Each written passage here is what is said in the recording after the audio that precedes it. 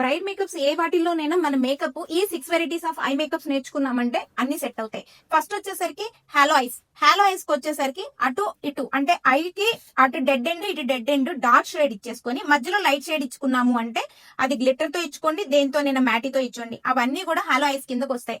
తర్వాత smoky ice కి వచ్చేసరికి ఎట్లా అంటే కింద మనం షేడ్ అండర్ ఐ లైన్ దగ్గర డార్క్ షేడ్ ఇచ్చుకుంటూ అప్పర్ షేడ్ వచ్చేసరికి లైట్ టోన్ ఇచ్చుకుంటూ వెళ్ళాము అంటే అవి స్మోకీ ఐస్ కిందకు వస్తాయి.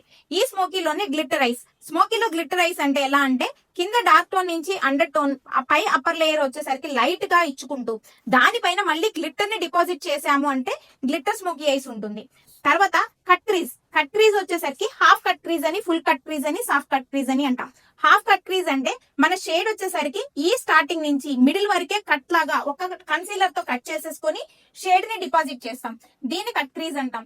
ఇది ఫుల్ లైనర్ తో అంటే గ్లిటర్ తో కూడా మనము క్రీజ్ లైన్ ని ఎంత డెప్త్ ఉంటుందో అంత డెప్త్ వరకు కూడా మనం లైనింగ్ ఇచ్చేసుకొని దానికి మనీ గ్లిటర్ కూడా ఇచ్చుకోవడాన్ని ఇది ఏంటంటే ఫుల్ కట్ క్రీజ్ అంటాం. మనకి ఈ సాఫ్ట్ కట్ క్రీజ్ అనేది మన ఇండియన్ బ్రైడ్స్ కి, సౌత్ ఇండియన్స్ కి ఎక్కువ ఇష్టమైన ఐ లుక్స్ అన్నమాట. వీటి వల్ల ఏంటంటే నో మేకప్ లుక్ కనిపిస్తుంది, at the same time ice మాత్రం విజన్ మాత్రం ఇలిమినేటెడ్ గా కనిపిస్తుంది కూడా. సో దీన్ని ఎక్కువ మనం యూజ్ చేసేది సాఫ్ట్ కట్ క్రీజ్ అన్నమాట.